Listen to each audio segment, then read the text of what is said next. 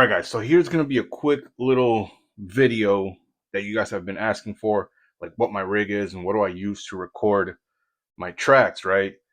And some of this stuff is going to be a little bit unorthodox and it's going to be a little bit weird. But the first thing is I use Reaper. I don't use like Logic or anything like that because it's free and it works great. It works really, really great. So if you guys are interested in a good DAW, I would recommend you guys using Reaper because it's freaking awesome. I've been using this thing for about 5 to 6 years and it works amazing.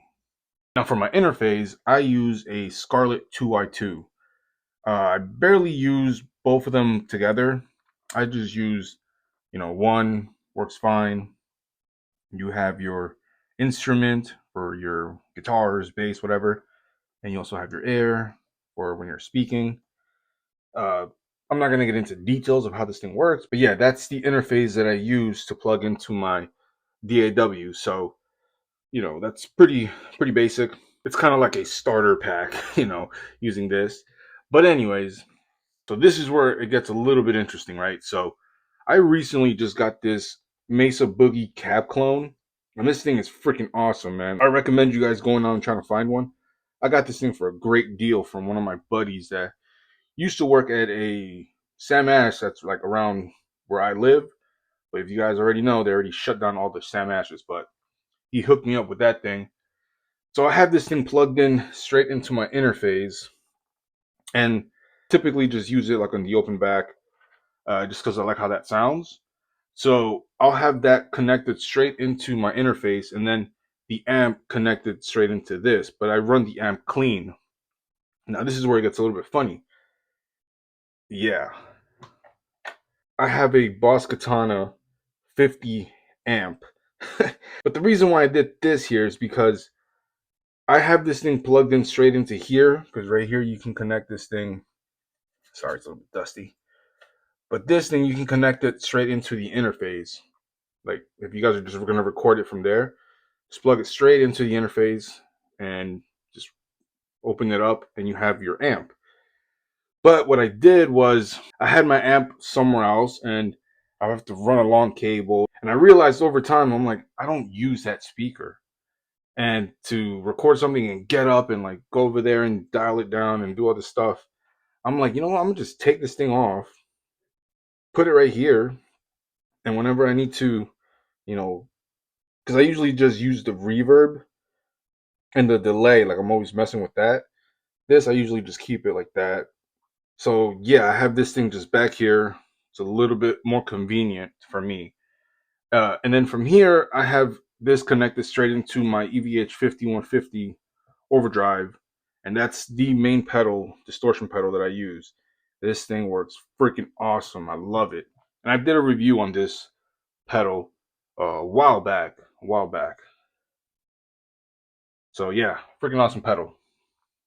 So now in terms of the speakers, I have these Sterlings. They're not anything. These things are pretty pricey, but I did get them a long time ago, and I do have a warranty on them. So if anything ever happens, I could replace them. But I've had them for shit like 4 years, probably five. I got it around the same time I got this.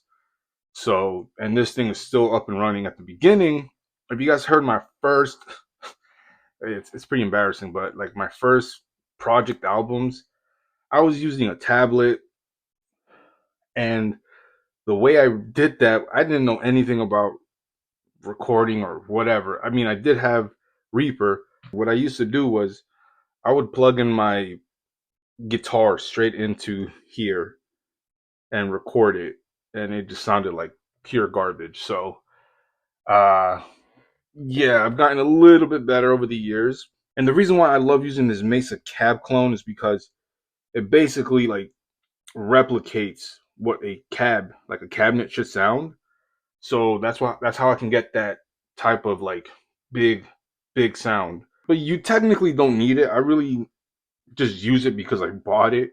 But it sounds good just from the amp straight into the pedal, into the interface, and then into the Reaper. Now, when it comes to tracking my guitars, uh, I really don't have like anything super like fancy on the effects over here. So what I'll do is this, I have this pre-saved for all of my like tracks. I don't know if you guys can see that there. Yeah, I know I should do a better job at freaking having the screen like on the screen itself and then talking over it. A lot of people do that a lot better. But I just have this thing open like that. This is for the master track. So I have this EQ right here, this band EQ. I have this exciter, barely touch it. I just open them up. Uh, this right here, so it's not too, just some compression. The stereo enhancer, a limiter slash clipper, so it doesn't clip, a master limiter. And I'm telling you guys, I just open these things up and just have them like that, straight up. I barely move them around because I'll be honest with you, I really don't know anything about mixing and mastering and all that stuff. So I just open them up and I'm like, I guess that's how it should sound. But yeah, that's what I have for the master track.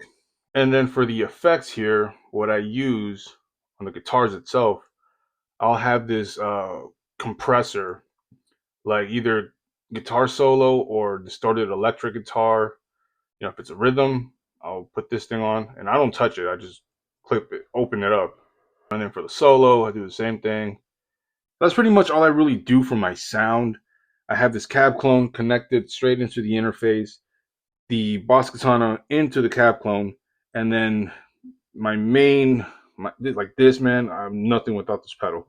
So this is connected to this, and then I just start recording, and then I'll use a little bit of compression to, you know, compress it a little bit. I should get a pedal, but I'll just use that for the time being. I don't know if it helped or not, but that's literally what I use. I don't have anything crazy. So yeah, this is like all MacGyvered. I just I'm always messing around with stuff, and yeah, hope you guys enjoyed the video. Hope you guys find it useful and helpful in any way, shape, or form. Don't forget to like, comment, and subscribe, because this is all I do on my channel: guitar reviews, guitar builds, wiring things. We'll get to another guitar video review next week, so stay tuned for that. And with that, I'll catch you guys on the next one.